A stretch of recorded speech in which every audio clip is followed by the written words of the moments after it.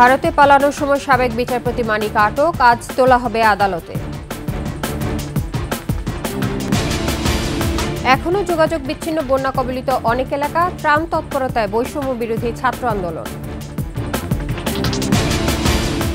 এবং রূপ পাল্টাচ্ছেন হাসিনাকে নির্লজ্জ সমর্থন দেয়া ব্যবসায়ীরা, ভোল পাল্টে নতুন সুর।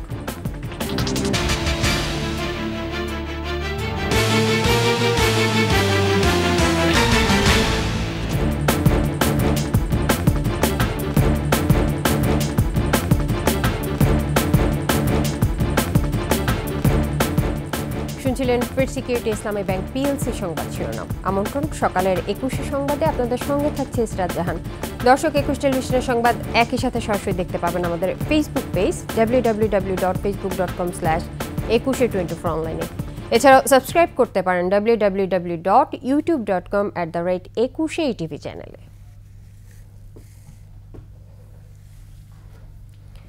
সুপ্রিম কোর্টের বিতর্কিত সাবেক বিচারপতি মোহাম্মদ শামসুদ্দিন চৌধুরী মানিককে আটক করেছে বর্ডার গার্ড বাংলাদেশ বিজিবি।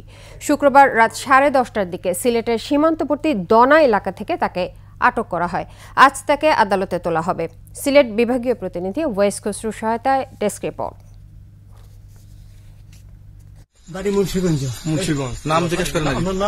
আমার নাম বিচারপতি শামসুদ্দিন চৌধুরী মানিক। শুক্রবার সাবেক বিচারপতি শামসুদ্দিন চৌধুরী মানিক স্থানীয় দালালদের মাধ্যমে ধনা সীমান্ত এলাকা পাড়ি দিয়ে ভারতের অভ্যন্তরে প্রবেশ করেন। পরে সেখানে স্থানীয়রা তাকে আটক করে জিজ্ঞাসাবাদ করলে তিনি তার নাম শামসুদ্দিন মানিক পরিচয় দেন। তোমাদের পয়সা দিয়ে দেবো। আচ্ছা, ঠিক আছে। পয়সা আমি দেবো, আমার ভাই বোন দেবে, আমি দেবো। আমাদের পয়সার কোনো প্রয়োজন নেই, ঠিক আছে? আপনি যদি সেফটি মানে ফালতু লোক 2 টাকা এগো না, ফালতু লোক। আমি এই দেশে এত কষ্ট করে এসেছি কি বাংলাদেশে ফেরত দেওয়ার জন্য?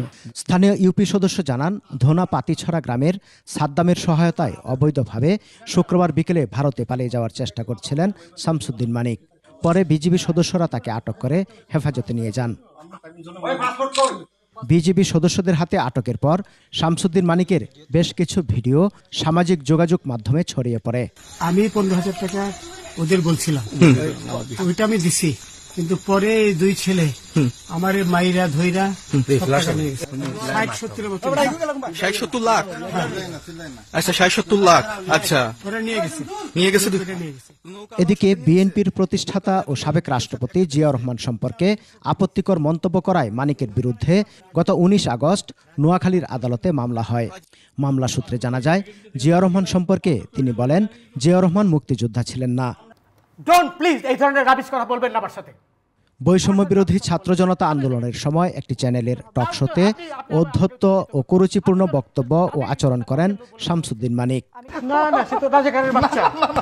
আপনার কোনো অধিকার নেই আমাকে রাজাকারের সন্তান বলার। সমর ইসলাম, ডেস্ক রিপোর্ট, 21 টেলিভিশন। ভোল পাল্টাচ্ছেন সেই ব্যবসায়ীরা। গত 16 বছর হাসিনাকে নির্লজ্জভাবে সমর্থন দিয়ে এখন গাইছেন ভিন্ন সুরে। ডক্টর মোহাম্মদ ইউনূসের প্রশংসায় পঞ্চমুখ তারা, আবদারেও শেষ নেই। আকবর হোসেন সুমনের রিপোর্ট। শিল্পী কবির সুমনের জনপ্রিয় গানের ভাষায় বলতে চাই, প্রথমত আমি তোমাকে চাই, শেষ পর্যন্ত আমি তোমাকে চাই, ভীষণ অসম্ভবও তোমাকে চাই। জয় বাংলা, জয় বঙ্গবন্ধু। ব্যবসায়ীদের এমন দৃষ্টিকটু সমর্থনেই বেপরোয়া হয়ে উঠেছিলেন ক্ষমতাচ্যুত স্বৈরশাসক শেখ হাসিনা। মাননীয় প্রধানমন্ত্রী, আমরা আপনাকে আবারও প্রতিজ্ঞা করে গেলাম, আপনার সাথে আমরা ছিলাম, আমরা আছি, আমরা ভবিষ্যতেও থাকব। প্রধানমন্ত্রী, আপনার স্বার্থকে শক্তিশালী করা প্রত্যেকটা নাগরিকের দায়িত্ব। আমি মনে করি যারা এই খারাপ কাজ করেছে, এই অসভ্যমিতা করেছে, যারা আমার দেশকে পুড়িয়েছে, তাদেরকে আপনি আইনের আওতায় আনুন। গত 16 জুলাই সময়ের বীর সন্তান বেগম রোকেয়া বিশ্ববিদ্যালয়ের ছাত্র আবু সাইদ ঘাতকের বুলেটে শহীদ হওয়ার পর গোটা দেশ যখন বিক্ষুব্ধ, ঠিক সেই মুহূর্তে 23 জুলাই গণভবনে ছুটে গিয়েছিলেন ব্যবসায়ীরা। আমাদের নেতৃত্বের প্রতি আমাদের আস্থা আছে, বিশ্বাস আছে। ইনশাল্লাহ মৃত্যুর আগের দিন পর্যন্ত আমরা তার প্রতি আমাদের এই আস্থা বিশ্বাস, এবং মৃত্যুর পরেও তার প্রতি আমাদের আস্থা বিশ্বাস ইনশাল্লাহ থাকবে। অনেকের বিরুদ্ধে হাসিনা সরকারের 16 বছরে ব্যাংক থেকে হাজার হাজার কোটি টাকা লুটপাটের অভিযোগ রয়েছে। 2009 সালের 22,000 কোটি টাকার খেলাপি উন্নীত হয়েছে অন্তত 2 লাখ কোটিতে। এছাড়া এদের বিরুদ্ধে সিন্ডিকেট করে পণ্যের দাম বাড়িয়ে অতি মুনাফা করার অভিযোগও বিস্তর রয়েছে। বাণিজ্যের আড়ালে অর্থ পাচারের অভিযোগও। দুবাই, সিঙ্গাপুর, কানাডা, যুক্তরাষ্ট্র, যুক্তরাজ্য সহ নানা দেশে অর্থ পাচার করেছেন তারা। তাই হাসিনাকে টিকিয়ে রাখতে সমর্থন দিয়ে গেছে ব্যবসায়ীরা। অনেকেই সেটা স্বীকারও করেছেন। আমিও মোটামুটি ভাবে 14 বছর আগের তুলনায় 14 গুণ উপরে চলে আসছি। আমরা সরকারের পাশে সবসময় ছিলাম, এখনো আছি, ইনশাল্লাহ আপনার পাশে আমরা থাকবো। ছাত্র জনতার গণঅভ্যুত্থানে শেখ হাসিনা পদত্যাগ করে দেশ ছাড়ায় এখন সেই ব্যবসায়ীরাও ভোল পাল্টাচ্ছেন।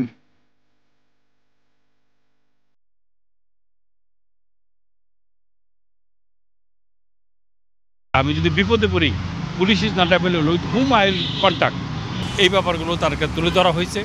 তো উনি ওই ব্যাপারে আশ্বস্ত করেছেন। আজকের যে ক্রাইসিস, এই ক্রাইসিসে আমি মনে করি ব্যবসায়ীদেরকে এক জায়গা থাকতে হবে। আর আপনারা বলেন যে আমরা একসঙ্গে চলবো, অচম, আমরা মিথ্যা কথা বলছি,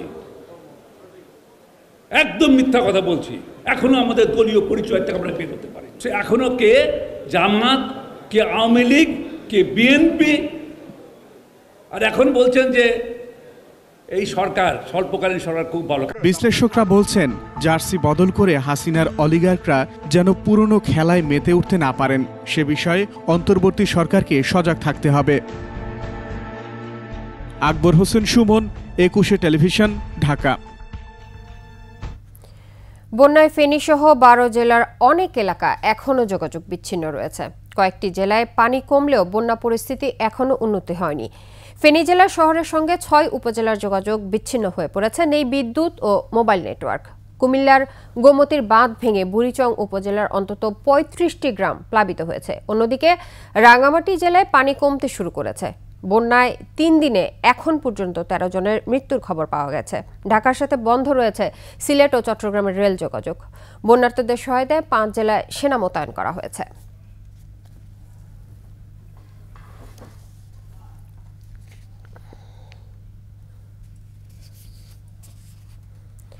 রাতেও চলছে বন্যা দুর্গতদের জন্য বৈষম্য বিরোধী ছাত্র আন্দোলনের গণত্রাণ সংগ্রহ কার্যক্রম। স্বতঃস্ফূর্তভাবে সহায়তায় এগিয়ে আসছেন বিভিন্ন শ্রেণী পেশার মানুষজন। এ যেন হাতে হাত মিলিয়ে, কাঁধে কাঁধ মিলিয়ে এক স্বপ্নের বাংলাদেশ। বিস্তারিত পার্থসারথী রিপোর্টে।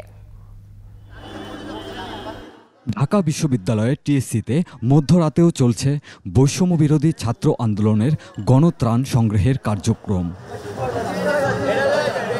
নগদ অর্থের পাশাপাশি কেউ দিচ্ছে বোতলজাত পানি, খাওয়ার স্যালাইন, শুকনো খাবার অথবা কাপড়। ত্রাণের গাড়ি কিন্তু কন্টিনিউ আসতেছে। আমরা সেই সন্ধ্যাবেলা থেকে দেখতেছি যে একের পর এক ত্রাণের গাড়ি আমাদের টিএসসির যে প্রবেশ মুখ সেখান দিয়ে যাচ্ছে। আমরা ত্রাণগুলোকে আলাদা আলাদা করে রাখতেছি। কিছু জায়গায় কাপড় চোপড় থাকতেছে, কিছু জায়গায় হচ্ছে বেবি ফুডটা থাকতেছে, কিছু জায়গায় হচ্ছে আমাদের যেই খাবারের মধ্যে যে ইয়াটা আছে, যে চাল ডাল, এই অংশটা আলাদা করে রাখতেছি। ব্যক্তিগতভাবে আসতেছে, প্রাতিষ্ঠানিকভাবে আসতেছে, সে যেভাবে পাচ্ছে, সে হচ্ছে মেডিসিন দিচ্ছে, কেউ কাপড় চোপড় নিয়ে আসতেছে, টাকা দিচ্ছে, প্রতিষ্ঠান বিস্কুট দিচ্ছে, যে যেরকম পাচ্ছে দিচ্ছে। দিন রাত এক করে স্বেচ্ছাশ্রম দিচ্ছেন বিভিন্ন শিক্ষা প্রতিষ্ঠানের শিক্ষার্থী, সাথে আছে ভিন্ন শ্রেণী পেশার মানুষজন। 30,000 ব্যাগ প্রায়, তো এই ব্যাগগুলোর 2টা মুখই বন্ধ। তো এটা কাটিং ছাত্রছাত্রীরা দেখছি যে এটা হাত দিয়ে খোলার চেষ্টা করছে এবং খুব কষ্ট হচ্ছে, অনেক সময়ের ব্যাপার।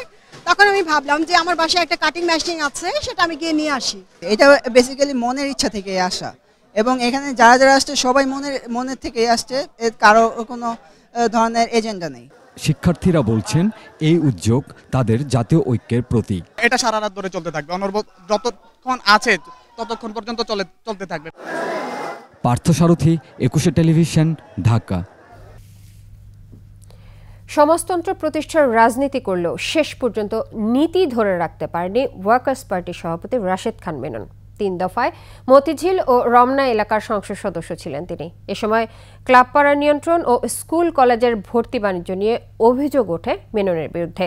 ছাত্র জনতার আন্দোলন কঠোরভাবে দমনে শেখ হাসিনাকে পরামর্শদাতাদের একজন ছিলেন রাশেদ খান মেনন। প্রণব চক্রবর্তীর রিপোর্ট।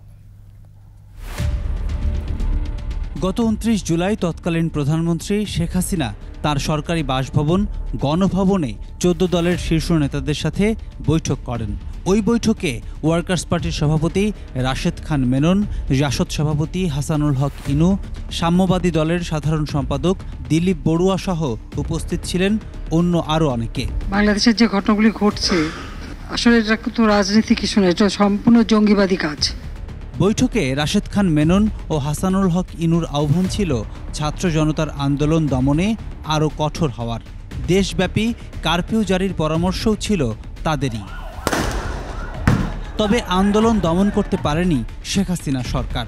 5 আগস্ট পতনের পর শেখ হাসিনাকে যারা কঠোর হওয়ার পরামর্শ দিয়েছিলেন একে একে গ্রেফতার হচ্ছেন তারা।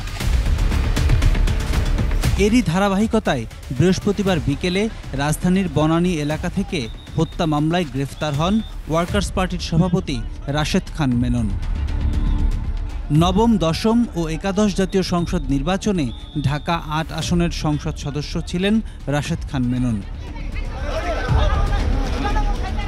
এ সময় মতিঝিলের ক্লাবপাড়া, ভিকারুন্নিসা নুন school and college, ideal school and কলেজের মতো শিক্ষা প্রতিষ্ঠানে ভর্তি বাণিজ্য সহ নানা অনিয়ম, দুর্নীতির অভিযোগ উঠে আসে রাশেদ খান মেননের বিরুদ্ধে।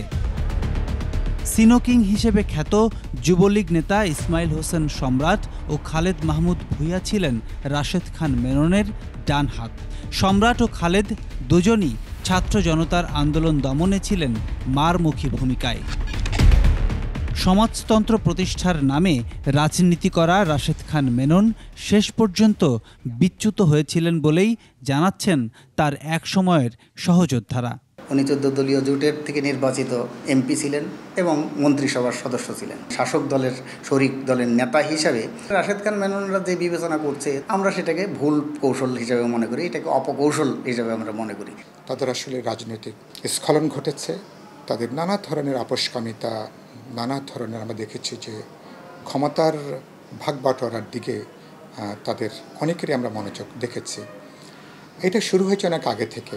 দুর্নীতির প্রমাণ মিললে শাস্তি নিশ্চিত করার আহ্বানও তাদের। যে মানুষরা নতুন প্রজন্মকে উদ্বুদ্ধ করবে, অনুপ্রাণিত করবে, একটা আদর্শের বাতিঘর হয়ে উঠবে, একটা আদর্শের প্রতীক হয়ে উঠবে, সেই মানুষরা যখন এই ধরনের নানা অপতৎপরতার সঙ্গে যুক্ত হয়ে পড়েন, মানুষের স্বপ্নগুলো ভেঙে যায়, আশাগুলো ভেঙে যায়। শেখ হাসিনা পতনের পর দায়িত্বে অন্তর্বর্তী সরকার। এই সরকার সুশাসন প্রতিষ্ঠা করবে, দুর্নীতিবাজরা গ্রেপ্তার হবে, দুর্নীতিমুক্ত হবে দেশ, এমন প্রত্যাশাও করছেন এই রাজনীতিকরা। বিপ্লবী রূপান্তরেরও একটা সুযোগ সম্ভব। প্রণব চক্রবর্তী, 21 টেলিভিশন, ঢাকা। আন্তর্জাতিক।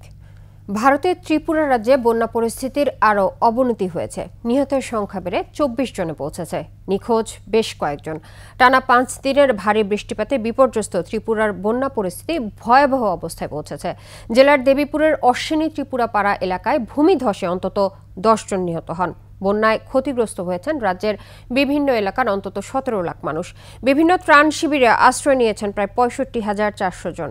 ভারতের আবহাওয়া দপ্তরের পূর্বাভাসে জানিয়েছে বঙ্গোপসাগরের উত্তরাংশে একটি নিম্নচাপ অব্যাহত থাকায় শিগগিরই বৃষ্টি থামছে না। এদিকে ডম্বুর ড্যামের পানি প্রবাহ আর মিজোরামের দিক থেকে বাংলাদেশের দিকে ঢলের পানি বৃদ্ধি অব্যাহত আছে।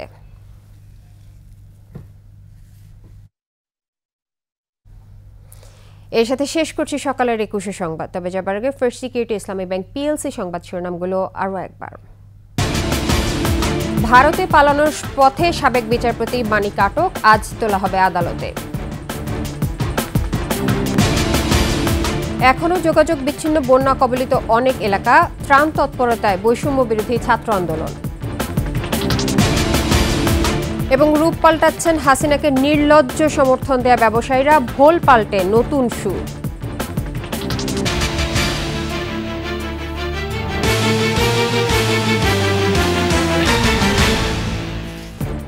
সর্বশেষ সংবাদ জানতে ডায়াল করুন 2021 নম্বরে, আর ভিজিট করুন 21-tv.com এই ওয়েবসাইটে। ফেসবুকে ভিজিট করতে পারেন www.facebook.com/2124 অনলাইনে। এছাড়াও সাবস্ক্রাইব করতে পারেন www.youtube.com/21etv চ্যানেলে। এতক্ষণ সঙ্গে থাকার জন্য ধন্যবাদ। পরবর্তী সংবাদ সকাল 8:55 দেখার আমন্ত্রণ রইল। 21-এর সাথেই।